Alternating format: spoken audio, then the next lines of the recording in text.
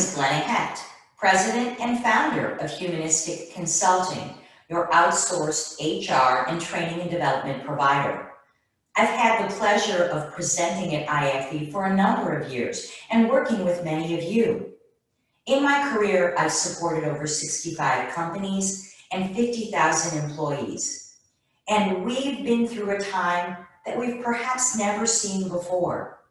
Now more than ever, your leadership is required to help guide your team forward, to engage your employees, to work and support your peers, to work within your organization, and to move your business forward. So today we're going to talk about the ABCs of leading in the future. You may be asking yourself, if it's the future, why am I talking about it today? Why not next year, or next month, or next week, or even tomorrow? Well, that's because the future is now. Today may feel like something you've never expected or experienced before.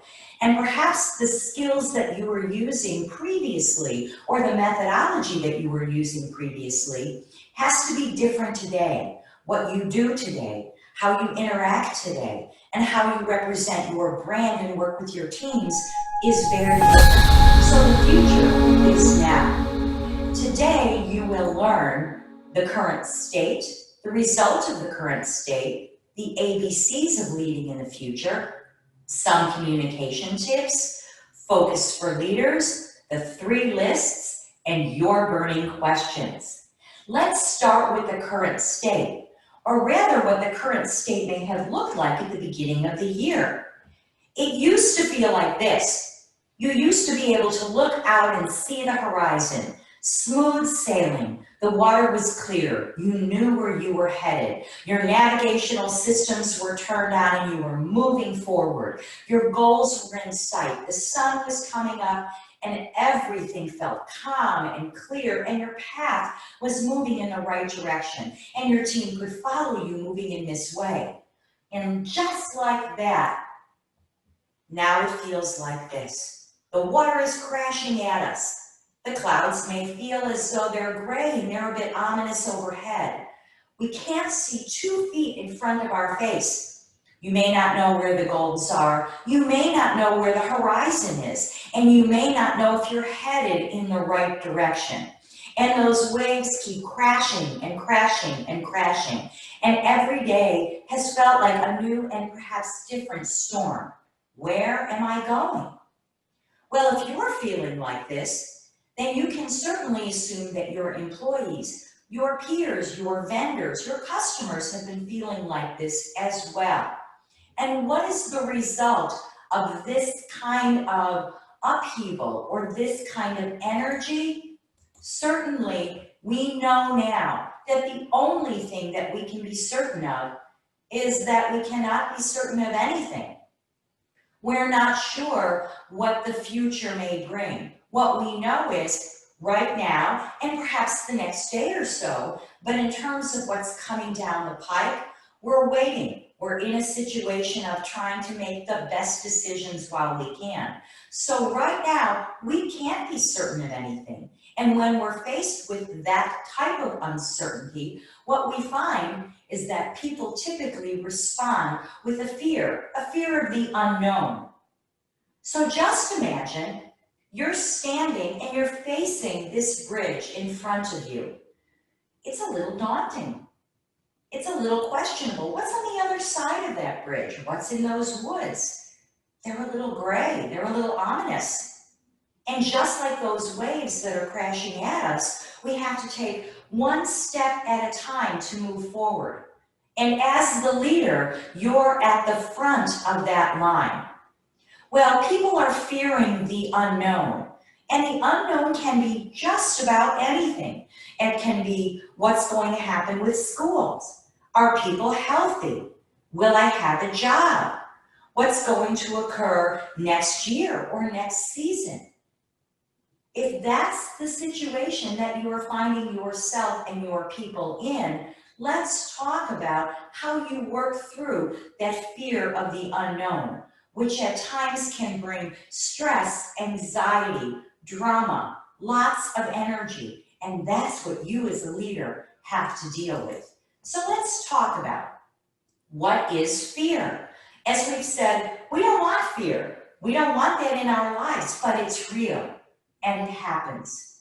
And it brings up lots of emotion and some stress. So I found an acronym that I think is appropriate at this point and will help you in your leadership moving forwards. And that is false evidence appearing real.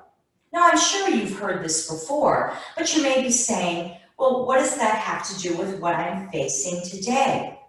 That's a very good question, and I have a great story to share with you. But let me first give you the context of false evidence appearing real. If I'm not sure how things have changed or what reality is as of today, then what I do is I look at history. And history is what was present and what was real for me back then. Now, if you break the word history down, it actually means his story. Well, everyone has a story about what occurred, and history that was real then is my story. And if I'm not sure what's different today, that's all I can grab onto. So one of you asked the question, how do I handle a situation where my employees don't want to come back to work? Great question. Certainly you have to ask them why. And there could be a multitude of reasons that they would explain to you as to that decision. But let's use one example. Perhaps you say to them, why? And they say, well, I'm a little fearful about getting ill, coming in contact with people. Will they be okay? Will I be safe? Will I contract something that I bring home to my family? Will I know that for certain I can be okay? Well, here's what I would ask of you. When was the last time that that individual worked? Perhaps they were here at the beginning of the year and they have been furloughed. Perhaps they've been remote working. Perhaps they've been on a split shift where they've been working with a lot of different people and not the multitudes of people they used to work with. Perhaps they were working at the very end of last year or the beginning of this year, and you were having holiday parties. You were having goal-setting get-togethers where lots of people were sitting in a room. They were talking about what we would accomplish in the future, high-fiving each other, patting each other on the back, working as teams with 10, 20, 30 people together. It was a very different situation. That's their history, and that's their story. Now, if they're thinking, is that what we're going to do today? That's their reality, unless you change it. And if indeed that's the situation, then you have to tell them what's different. What about today is different than what it was before? Perhaps now you've got people social distancing, wearing masks depending on the government regulations and the company policies. Perhaps you've got people that are working remotely and they're interacting over Zoom, so there is no fear that they're going to get ill. Perhaps what you're doing is limiting the number of people that are coming in your organization. It's a very different environment. And if you don't tell me, then my false evidence appears real. So what can you do to handle this fear? Well, the number one thing is leadership. Be a leader, not a boss. Your presence makes all of the difference in this situation. How you show up is the person that will guide your team across that bridge or through that storm or into a forest. They may not know what the next steps are, and you may not either, but you may have more information and a level of courage that helps guide them and move them forward into the present and the future. So let's take a look at what you need to do, which is to think about things a little differently. You may have some tried and true skills and ways of performing, and realize that now they may need to be shifted or changed or looked at from a different point of view. That's what the rest of this session is all about. And I'm going to ask you to take some notes, to take a look at some of the things that we're going to discuss and see how they resonate with you. Do you need to look at perhaps what you're doing a little differently, or how you're doing a little differently, or how you're interacting a little differently, and make some of those notes for you so that you can do some goal setting at the end of this session. What we're going to look at now are the ABCs of leading in the future. And let's start first with A. You're going to have 3 skills for each letter. 3 for A, 3 for B, and 3 for C. And at the end of those skills, I'm going to pause for just a minute and give you some time to jot some notes down and see what resonates and seems true for you. But let's get started with the letter A. The first and perhaps most important word is authentic. Authentic is being real, showing up as who you are, being the person that you know you are meant to be and supposed to be, and being that individual in all interactions. It's stepping up. Now you may be saying to yourself, of course, Glenna, I'm authentic. I am who I am. Well, yes, absolutely. But if you're like me, some of the leadership principles that you might have learned early on in your career are very different now, and you might be needing to think about things just a little differently. So let's take a look. Authentic, then. So that is history, but it may be a long time ago or more presently. I know when I was learning how to be a leader, I heard things that sounded like this. See if any of them resonate with you. Always be in control. Never any cracks in the foundation. There was even a commercial that was never let them see you sweat. Now, it was different than leadership, but the point was never show any of those situations where you're unsure. Always look your best. Always be on top of your game. And what was interesting, if you were asked a question or put in a situation where you really didn't have the answers, what you would typically do is go in your office, sit and think about it, get a little bit more comfortable, settle, present, appearing as though you were more in control, and moving out and being able to show that you were very much forceful, that you knew exactly what you were talking about, that you were credible and could be trusted. Same thing today, but there are some very significant differences. One that I think is important about the way it was then is you separated work from home.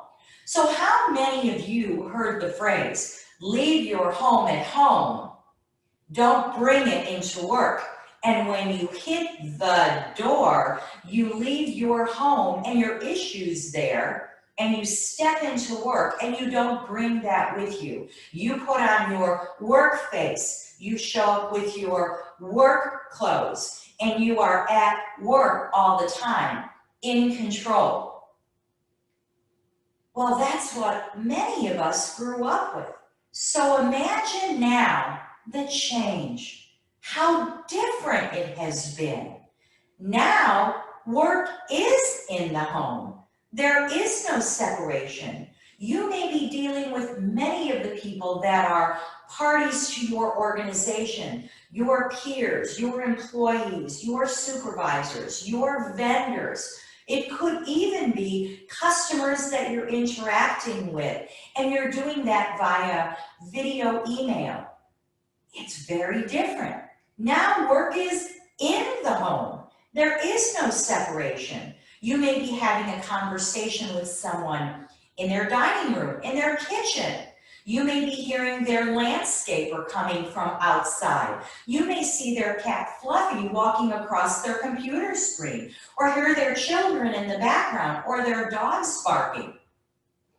Now, work and home are very similar. When you see a picture of their family or their college emblems behind them, now there's conversation about those topics that may have not been present in the workplace. As I mentioned earlier, now you're not in control. We don't know what's next. We know what's happening perhaps today and tomorrow, and we're in control of that, and we're going to talk more about that. But in terms of what's coming down the path, we have to be flexible. We have to be able to be adaptable. We have to be able to be honest and vulnerable and tell people, this is what I know right now, but it may be different. And what we're facing feels like a 24/7 lie detector test. Then and now, history and reality. So the first word is authentic. The second word is to be aware. Not only visually aware, but to observe, to listen, to connect, and to relate with others. This is a time when you're taking a temperature, a physical temperature, but also an emotional temperature. You're watching people. How are they feeling? How are they behaving? And what was true for them yesterday may not be true for them today. People feel like they're going on a bit of an emotional roller coaster. They're having highs, they're having lows, they're having highs, they're having lows. And sometimes that's over many days, the same day, it could even be in the hour or one conversation. And so what you have to do is to be very aware. Turn up those observation skills and ensure that you have a pulse on how people are doing. And be sensitive to that. Speak to that. When somebody is dealing with something where they are stressed or have anxiety, their capacity to hear, listen, and understand and act upon what you're saying is a little bit less than it might have been before. Yes, I know you're saying, but we've got work to do. Absolutely. But until we acknowledge what's going on with someone, it's difficult for them to move down that bridge 1 foot in front of the other. So our second word is to be aware. Second word. And the third A word is adaptable. I love this picture of the chameleon. And if we were to take successive shots, you would see the chameleon turning a darker shade of green and then perhaps the color brown, because the chameleon is a master at adjusting to new and changing conditions. Guess what? We have to be like the chameleon, because what we're doing right now is adjusting to new and changing conditions. You may have the same product, but perhaps it's being received differently or shipped differently. Perhaps you have new and different product because the availability of what you had previously is not there. Perhaps you're having to work in different ways. Your customers are having to deal with you in different ways. People's anxiety about how they work on a day-to-day basis may be very different, and you're having to adjust and change and shift and pivot, as you've heard the word. So adaptable is a very important trait for you to take a look at. So let's summarize the first 3 A words, the 3. The first word is authentic, the second is aware, and the third is adaptable. So take a moment and think about, are there any opportunities for you to look at those A words and bring them into your leadership skills and what you do and how you do it? Now let's focus on the 3 B words. I think you're going to find this first one very, very interesting. The basics. Now is the time to focus on what your company and team do well. Now is the time to hunker down, just like people are, and focus on what are those things that we promise and deliver and do better than anyone else. And let's make sure that we are focused on those, that we are giving people the basics of our business, because what they're looking at right now are the basics in their life. Remember back to the slide of the very clear, calm water.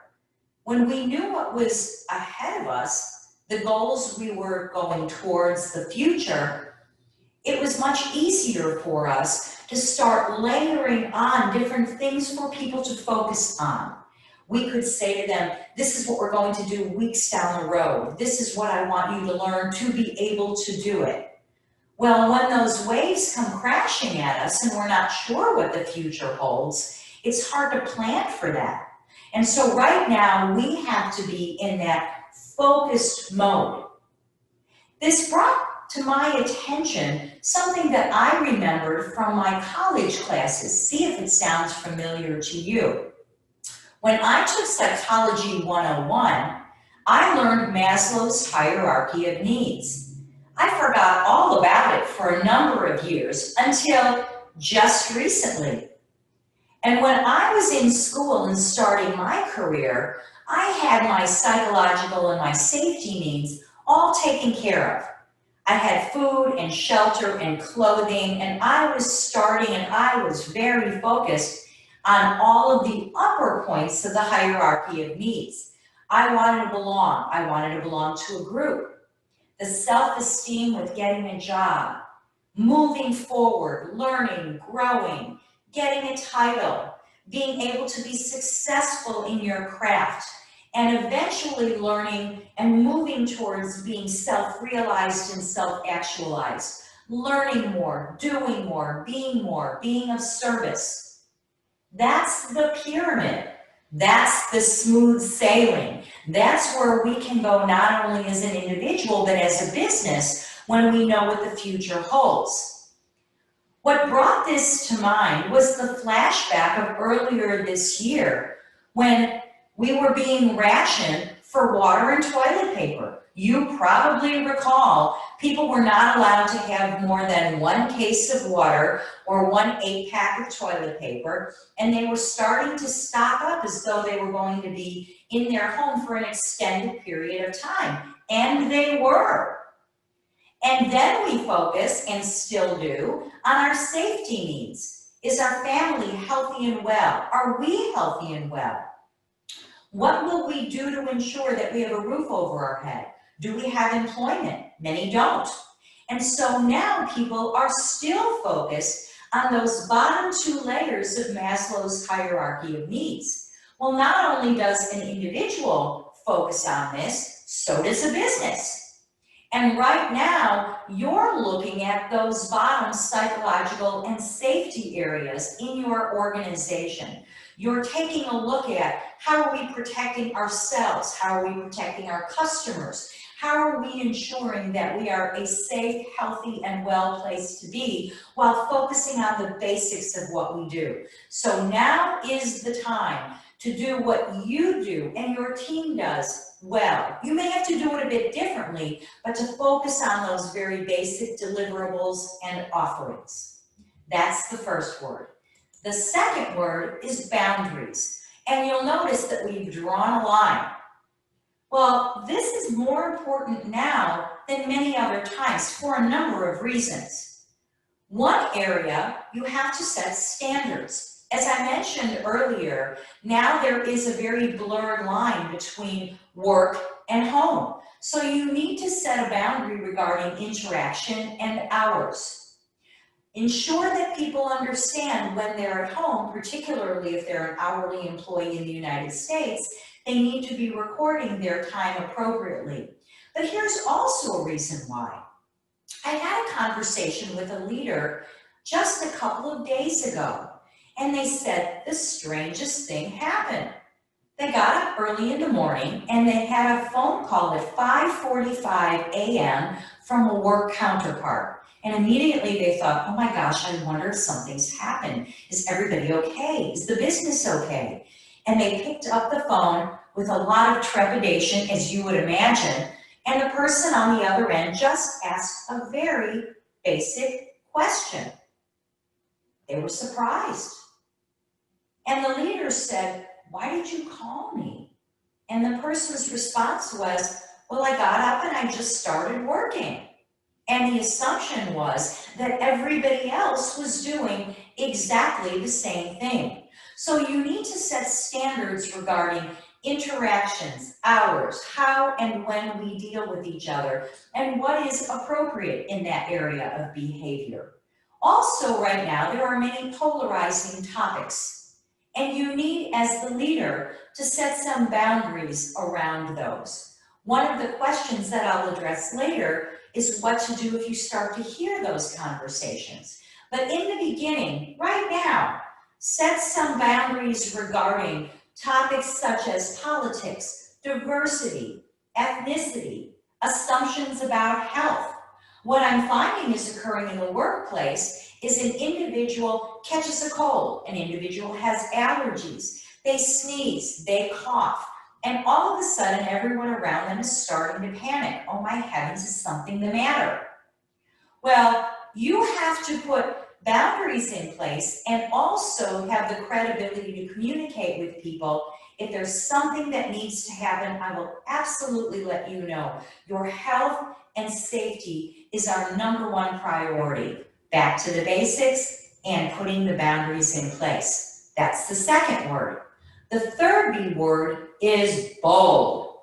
And bold is being courageous, being confident, knowing what you stand for. Now, you may be thinking, isn't it difficult to be bold when you don't know what the future holds? Absolutely. But you're being courageous and confident and standing for your word for today and tomorrow. You may not know what's happening next month, but certainly you need to take calculated risks, and you are, to be able to move your business and your team forward. What do you stand for? And can people rally behind you and understand that you're going to be the person that leads them forward across that bridge into some of the unknown? A leader has followers, and in order to be a leader, you need to be bold. So now we've talked about our 3 B words. We've talked about basics, we've talked about boundaries, and we've talked about bold. Take a moment and determine if there are any of those words that you want to ensure show up and that you be the B words.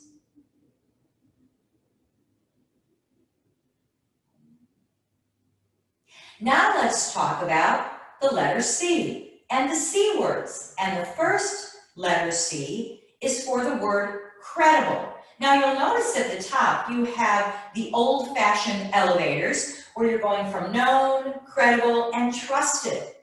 And credible is right in the center. In order to be credible, you have to be known.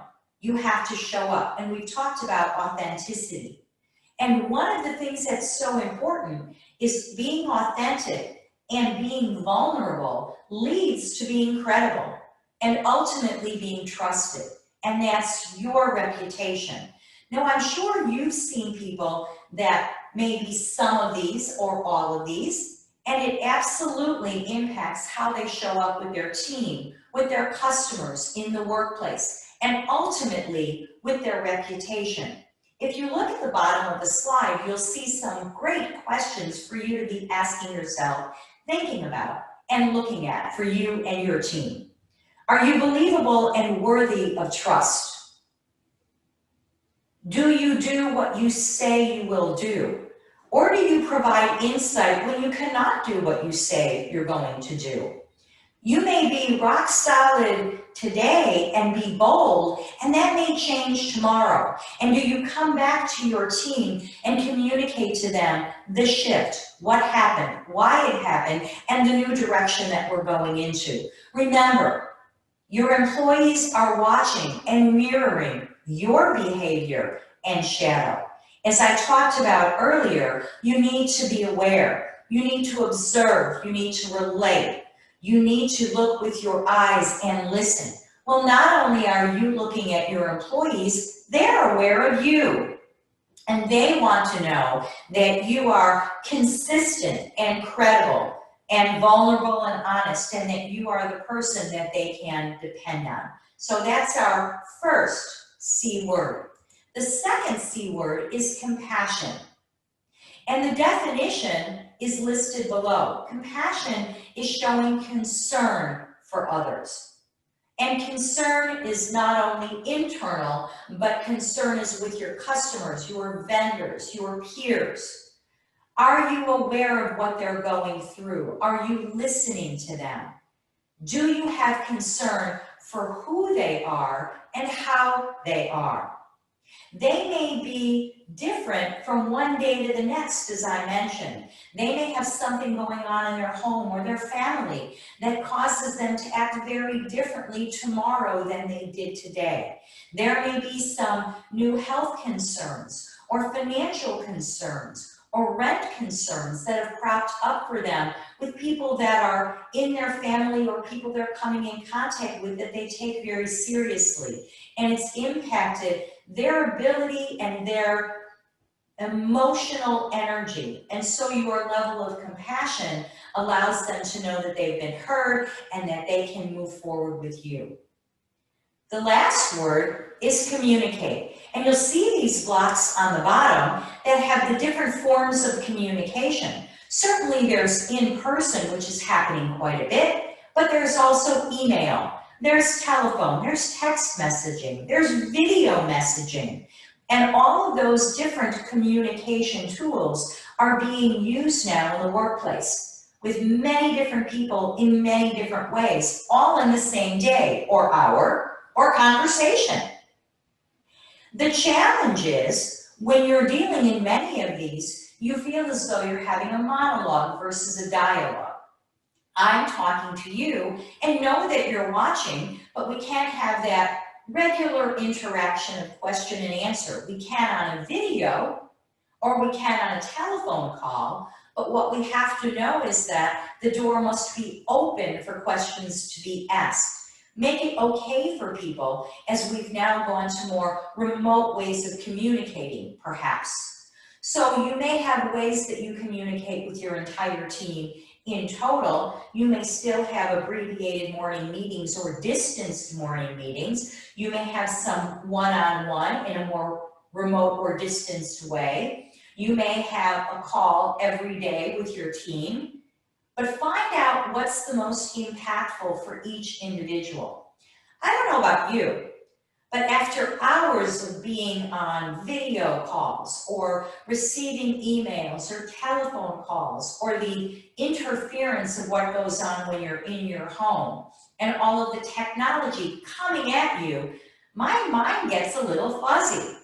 And I may have a terrific conversation with you, but then forget or say, did we discuss that? So what I'm finding I'm asking for, and perhaps you are as well, are some follow-up notes and messages. I'm sending summaries of things that we discussed that are salient points to ensure that if people's minds are getting fuzzy as well, that we make sure we highlight the key topics to move forward and to touch upon today, tomorrow, and beyond. So now is the time to look at, are you on your A game? Are you bringing your A game? And what are you going to focus on to lead in the future? So take a moment and think about the 9 skills that we've discussed up to this point. Are there ones that you'd like to focus on? Are there areas that you're very comfortable with? Are there areas that you're less comfortable with? Take a moment and jot those down.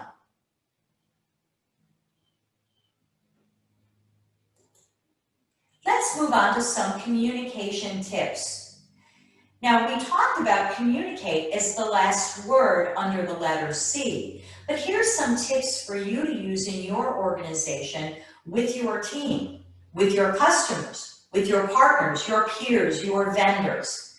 And you'll notice that the word consistent is there. So I've added on to some of the C words that we talked about earlier. Be consistent, and there are some check marks to highlight some very important key points.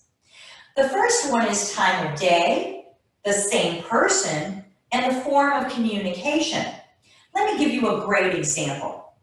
I worked with a leader that every morning at 9:15 was having a very short video call with the team. Now, there were people that were more remote and they didn't have as good a video, and so they would call in, but they would listen on the telephone. So the entire team had access to the message. 9:15 every single day, the leader had the call. Same time, same person, same form of communication. This went on for weeks. The call was very short. It was perhaps 7 minutes to 10 minutes in length. And they would talk about wins from the day before. What are they focusing on today? Are there any news and updates? Things that the team needs to know. The leader would elicit questions to see if there was anything that came up, and then they would be grateful and talk about all of the things that were going on that were so positive in the business and how they were interacting with each other. Same day for weeks. And then one day, the leader had the meeting at 2 p.m. in the afternoon. The leader had a meeting that had been scheduled months before, and it just so happened that it couldn't be changed. So instead of the morning meeting happening at 9:15, the meeting was called for 2 p.m. Well, what do you think happened? Not much productivity between 9:15 and 2. Everyone wondered. They made up their own story. They all assumed that, oh my gosh, maybe something's happened. Is the company okay? Am I going to have a job? Did somebody get ill? Are they cutting our wages? Are we doing something differently? They created a lot of drama, and there was nothing that was wrong. So imagine the leader gets on the call at 2 p.m. and the tension could be cut with a knife. They start the conversation and they realize that something doesn't feel right here. And they give their typical story about, here's what we did yesterday, here's what we're doing today, everything is great in the business, and there were no negatives. And you could feel the collective sigh of relief. Everything was fine, except the time had been changed. Now, what could the leader have done differently the day before that would have eased all of that tension? Could have ended the call by saying, now I know we typically have our call at 9:15. I have a long-standing appointment that I tried to change, and unfortunately I can't. So we're moving the meeting to 2 p.m. I'll be conducting it, same type of meeting, same topic of conversation, and I want to assure you that everything is okay. That leads to the last 2 points under communication tips, and that's an intro and an outro. So the intro would be, as of 9 a.m. on September the 15th, this is what I know. And at the end of the conversation, the outro is, if anything changes, I will let you know immediately. What the leader is doing is being in control, is leading, is being authentic. They're being bold, they're standing for something, they're being credible, and they're using many of the words that we talked about earlier. And then the next day, if something changes and the leader has to be adaptable, they still have credibility as they let the team know that something may come up and cause a change to occur. So here's some communication tips that you might choose to adopt. Let's now talk about the focus for leaders. There are 2 things that you need to keep in mind. One is your focus for today, and you'll notice it's the microscope that you're looking through that allows you to have your to-do list, your check boxes, your things that you need to accomplish. But simultaneously, you need to keep one part of your listening and focus and vision towards what do I do for the future? What do I do in the next 2 years? And you'll notice that we're now rising above that storm we saw in the earlier slide and looking down over it. And we can see a much more macro view of what do I need to do and look at as I'm moving forward. So how can you do this effectively?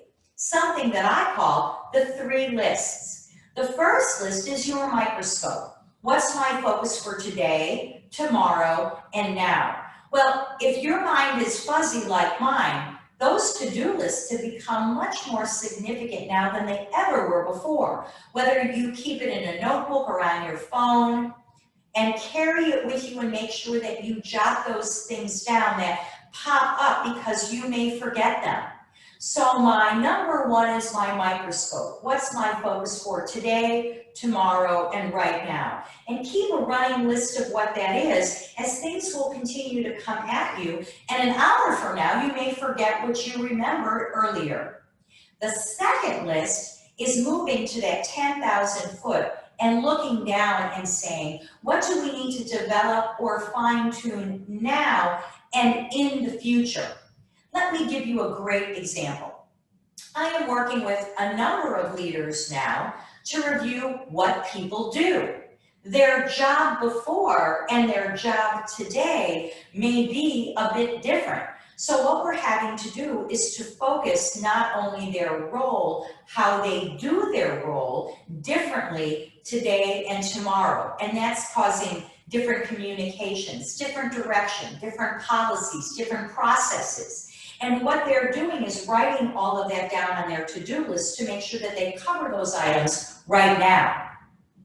They're also taking a look at, well, I'm going to have to review these in the future. I'm going to have to review descriptions and policies and processes and my handbook and my way of doing things for the next year or the next 2 years, because chances are people's jobs and how we do them are going to change down the road. So that's a great example of my focus for today, my focus for tomorrow, and what I need to develop in the future.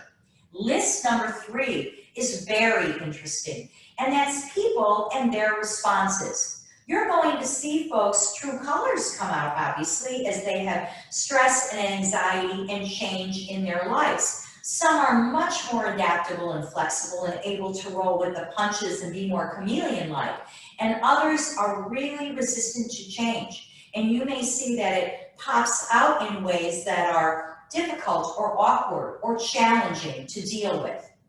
So that list that you keep of, this is what I'm noticing, this is what I want to talk to someone about, this is some coaching that I want to give in the future. Let me give you a great example of how this showed up with an individual that I dealt with. I was recently working with a leader in the hospitality industry. As you know, they faced some challenges over the course of the last 5 to 6 months. Well, in early March, business was starting to slow.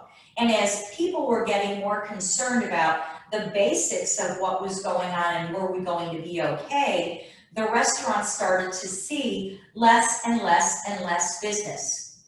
The restaurant owner was concerned. He wanted to make sure that his people were taken care of. So one morning he called a meeting and had everyone come together and said, I see that things are slowing down, and I want to ensure that you have some income coming in and that we have some things taken care of that perhaps we have put off previously. So for the next 4 days, everyone is going to have a number of hours that they can work, and we're going to look at policies, processes, systems, inventory, cleaning, and you're going to have some income coming in to take care of those business needs while we still serve guests that are coming in. But during the lulls of that, we're going to do some project work. It was difficult, but he's an honorable man, and he wanted to make sure that people were taken care of and wanted to be honest with them about what was going on, but to certainly make sure that their needs were met. So we had the short meeting, and almost immediately after the meeting, a group of people went and put on their rubber gloves and grabbed their mops because there were not guests coming in yet, and they immediately started to clean. The other half of the group went out and took a break. Some of them had a cup of coffee, some of them had a cigarette, but they were going to get to it later. And so he noted the people that were doing the work immediately and the people that were putting off and taking it a little more easily. Well, just figure, later that day, the city closed down all of the restaurants. No more service, no more business, shut down. He had to make some difficult decisions. When we had the opportunity to talk about what he was going to do going forward, he mentioned, there are some people that I'm going to furlough, there are some people that I'm going to have work on projects, and then there are, unfortunately, some people that will not be able to be with me going forward. Which groups do you think were on the first couple of lists, and which group do you think might be on the third? You're right. The folks that donned those gloves, got in, jumped in, did what needed to be done. They were thankful for what they were being given, were the people that he continued projects or he furloughed as he wanted them back in the future. The folks that were a little bit more laissez-faire about jumping in and doing what needed to be done were the people that he said, perhaps they're not the folks that need to be working with me right now, and that at some point they may come back and have a different focus, or we may look for a different group of employees. So the list number 3 is very important. Now, your burning questions. I answered one earlier on, but another one that came through that I'd like to answer with you is, what do I do if people start to have polarizing conversations at work? Do I jump in? How do I handle that? Well, the first part is to ensure that you create the boundary, that you put that line in the sand, that you're very clear whether we're face-to-face or on a video call, a telephone call, a text message, whether you're a Facebook friend with someone, that this is the time to be very careful and clear about talking about not only polarizing topics, but work topics, that politics or diversity or your opinions or concerns about someone's health are not ones that should be discussed. And if you find it or hear it or observe it, you as the leader need to step in and stop it immediately. You need to ensure that the persons that are receiving it are not offended by it. You need to ensure that the person that sent it doesn't do it again. And certainly you need to address it immediately. Well, thank you. And if you have any other burning questions, please feel free to reach out to me. I've listed my contact information here, my email, my telephone number, my LinkedIn, and my website. And if you're interested in a copy of my What the Hecht blog that comes out monthly, not only are the historical ones on my website, but certainly be the first to get whatever I'm writing in the future. I look forward to our continued connection. Be safe and well.